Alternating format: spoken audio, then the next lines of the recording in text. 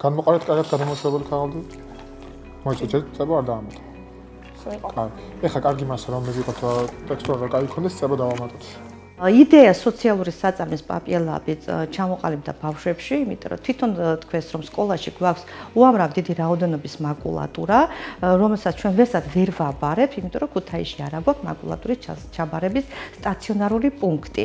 ამიტომ ჩვენ გადავწყვიტეთ რომ აი ეკოლოგიური პრობლემის გადასაწყვეტად, ანუ რომ გადავარჩინოთ ბევრი ხე, მწვანე საფარი დედამიწის და თან მოუძებნოთ სკოლაში არსებული უამრავი საშუალო 3-4 ტონა მაკულატურა რჩება ერთი სასწავლო წლის განმავლობაში, აი ამ მაკულატურას მოუძებნოთ მეორე სიცოცხლე, ხო?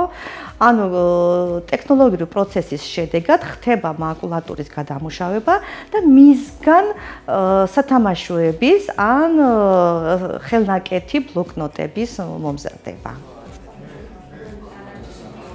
მეწარმეობის საფუძვლებმა ძალიან დიდი გამოცდილება დაგვიგროვა და აქედან გამომდინარე წელს როცა პროექტის ფარგლებში გამოცხადდა კონკურსი, მივიღეთ გადაწყვეტილება ბავშვების ინიციატივით, რომ ყველაზე დიდი პრობლემა რაც ჩვენ სკოლაში არსებობდა, ეს იყო მეორადი ქაღალდების გადამუშავება. მოსწავლეებმა გავიარეთ ტრენინგები სოციალური მეწარმეობის შესახებ, მქონდა რამოდენიმე იდეა, თუმცა ბოლოს გადავწყვიტეთ შეგვექმნა პაპიელაბი. რომლის მიხედვითაც ბავშვებმა გადავინაწილეთ როლები და შევუდექით ჩვენ საქმეს, რაც შეეხებოდა ფურცლის გადამუშავებას ახალ პროდუქტად, რომელსაც გამოვიყენებდით. ჩვენ საწარმოში თითოეულ ბავშვს გვეძლევა იმის შესაძლებლობა, რომ ჩვენი პასუხისგებლობით, კრეატიულობით და შრომის მოყვარეობით მსოფლიოში რაღაც ცივედი წვლილი მაინც შევიტანოთ.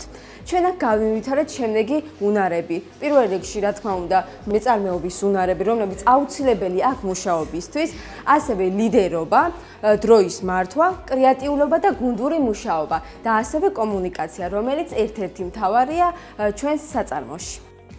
პაპიელების შექმნამ დამაფიქრე იმაზე თუ რაოდენ დიდ მსხვერპლს იღებს ბუნება ჩვენთვის. ამ პროექტის გაგრძელება პირველ რიგში და ჩვენი გუნდის შექმნა ხელს შეუწყობს ბუნების გადარჩენას, რადგან უამრავი წიაღისეული, უამრავი ბუნებრივი სიმდიდრე ნადგურდება, რომ ჩვენ ადამიანებმა გამოვიყენოთ მისი რესურსები.